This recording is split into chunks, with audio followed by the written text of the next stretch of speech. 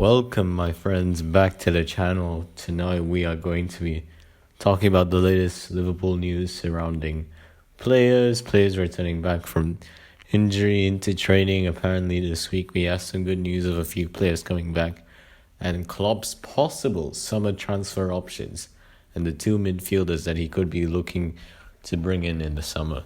Please drop a like on the video and always hit that subscribe button.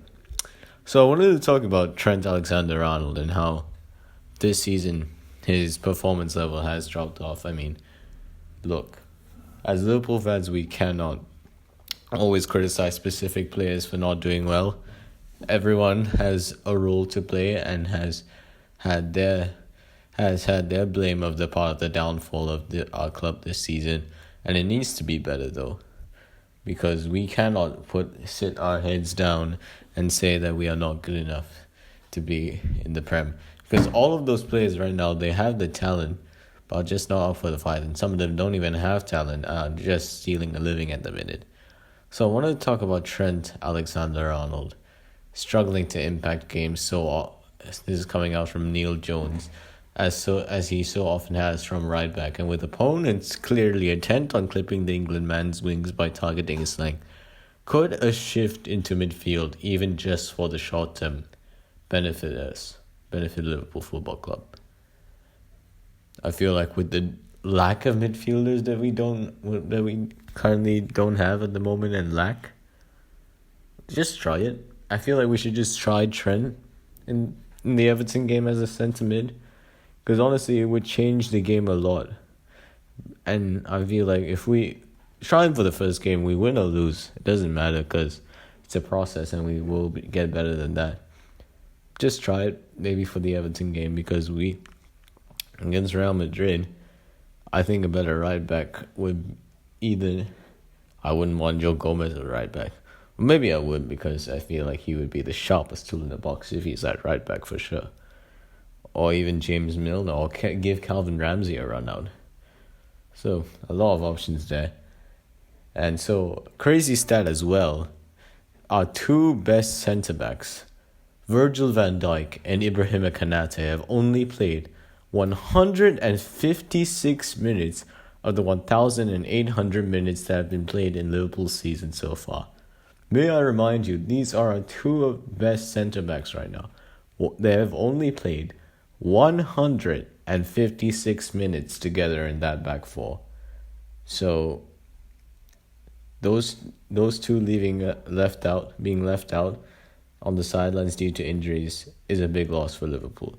Joel Matip and Joe Gomez, they ain't good enough to be playing for us at the moment. Well, one is out of contract in the summer, and the other is young and is inexperienced and needs to be in a better place to know what to do in those kind of situations. And so I feel like having Ebo and Verge back into that team will really fit this team like a glove immediately. So, players coming back from injuries. Apparently Arthur is coming from Simon Jones from the Mail Sport, saying that Arthur has returned to full training today. And Diogo Jota as well, back in training as well. And potentially Virgil van Dijk and Roberto Firmino could all return to full training this week. So some positive news there of some of our key players in attack, and Virgil van Dijk obviously coming back from injury. Let's hope it'll be as quick as possible and just in time for the Real Madrid game. Yeah, so coming back to transfer options. So obviously the most obvious choice for Klopp to go for, it's going to be a bidding war between Real Madrid and Liverpool for Jude Bellingham. Bellingham would love, I think, getting Bellingham would be the next best thing. You're bringing in someone like with the next Steven Gerrard. You're bringing in the most generational English young talent at the moment, the most mature young talent in the world right now. And he is flying in the Bundesliga alongside a lot of young talents at Borussia Dortmund. And I tell you what, Borussia Dortmund have just they have just produced so many good young talent from their scouting. The likes of Makuku, the likes of Adeyemi, the likes of Bellingham, and Bino Giddens. It's just insane. And if FSG are willing, because here's the thing, FSG will spend on Bellingham, but that'll be it. But we need more than just Bellingham. Bellingham alone cannot save our midfield. We need someone else as well, because that midfield, it's a lot of work to do to revitalize a midfield that has been destroyed this season, that is broken and is not linked up well, and doesn't have the strong linkage to operate it right now for Liverpool Football Club.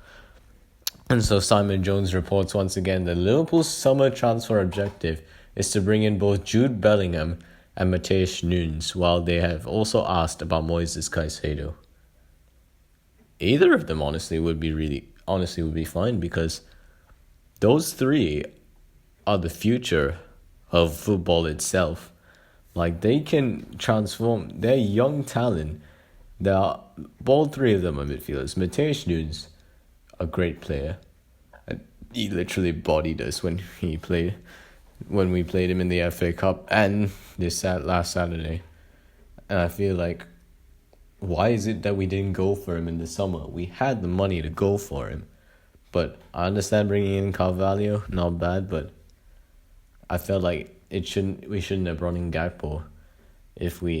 But I understand the signing of Gakpo now, but I don't understand maybe signing Carvalho, because I think we already have enough players that can play out on the left.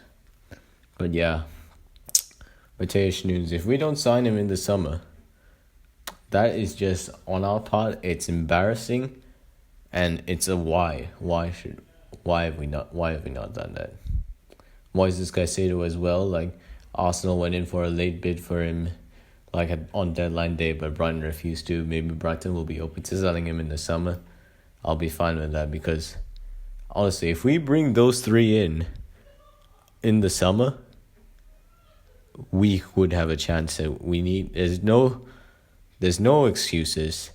A title must be won with that sort of midfield, and maybe one centre back, either Gvardiol or someone else.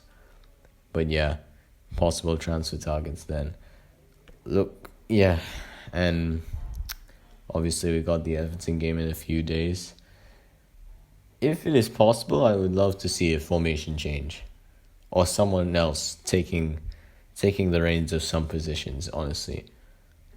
I want a 4-2-3-1.